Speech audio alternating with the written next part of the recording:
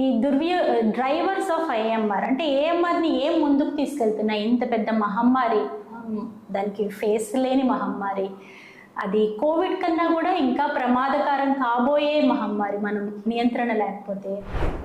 ఇట్లాంటి దానికి డ్రైవర్స్ అదేవి ఏంటి అంటే ముందుకు తీసుకెళ్లేవి ఏవి అంటే మిస్యూజ్, మీరు అన్నట్టు మిస్యూజ్, ఓవర్ యూజ్, ప్రతిదానికి యాంటీబయాటిక్స్ వాడడము, అట్లాగే అవసరం లేకపోయినా కూడా వాడడము. మన డేటా ఏమని చెప్తుందంటే 50% కన్నా ఎక్కువ యాంటీబయాటిక్ ప్రిస్క్రిప్షన్స్ మనకి అవసరం లేకపోయినా ఇస్తున్నారని ఆల్రెడీ పబ్లిష్డ్ డేటా ఉంది, ఎవిడెన్స్ ఉంది. సో దీన్ని ఎట్లా తగ్గించవచ్చు అంటే ఒకటి అవేర్నెస్.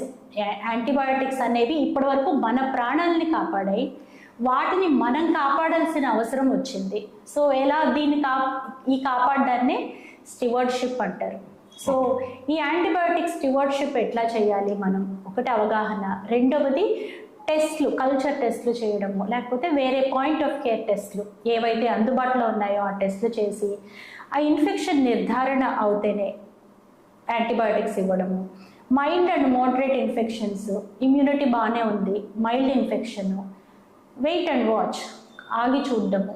ఎందుకంటే ఇన్ఫెక్షన్ దానంతటా అది పోవచ్చు, మన ఇమ్యూనిటీ దాన్ని సెట్ చేయొచ్చు. అదే సివియర్ ఇన్ఫెక్షన్స్ లేకపోతే ఇమ్యూనో కాంప్రమైజ్డ్ అంటే క్యాన్సర్ పేషెంట్స్ ఉంటారు, అట్లాగే ఎల్డర్లీ పేషెంట్స్ ఉంటారు, నియోనేట్స్ ఉంటారు, వీళ్ళలో మనం ఆగలేము, యాంటీబయాటిక్స్ ఇచ్చి తీరాల్సిందే. సో అట్లా డిస్క్రిషన్ వాడడం, మన డిస్క్రిషన్తో క్లినికల్ జడ్జ్మెంట్తో జాగ్రత్తగా యాంటీబయాటిక్స్ ఇస్తే వాటిని ఒక ప్రెషియస్ రీసోర్స్గా చూసి అవి మన ఇంకా ప్రాణాలు కాపాడే మందులుగానే ఇంకా ముందుకు తీసుకెళ్ళడానికి మనకు అవకాశం ఉంటుంది.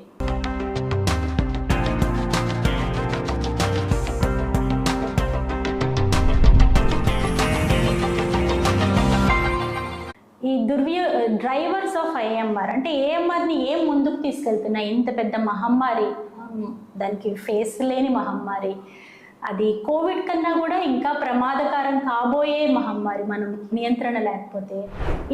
ఇట్లాంటి దానికి డ్రైవర్స్ అదేవి ఏంటి అంటే ముందుకు తీసుకెళ్లేవి ఏవి అంటే మిస్యూజ్, మీరు అన్నట్టు మిస్యూజ్, ఓవర్ యూజ్, ప్రతిదానికి యాంటీబయాటిక్స్ వాడడము, అట్లాగే అవసరం లేకపోయినా కూడా వాడడము.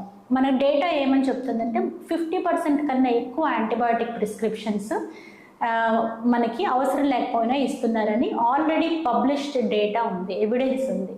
సో దీన్ని ఎట్లా తగ్గించవచ్చు అంటే ఒకటి అవేర్నెస్. యాంటీబయాటిక్స్ అనేవి ఇప్పటివరకు మన ప్రాణాలని కాపాడాయి, వాటిని మనం కాపాడాల్సిన అవసరం వచ్చింది. సో ఎలా ఈ కాపాడడాన్నే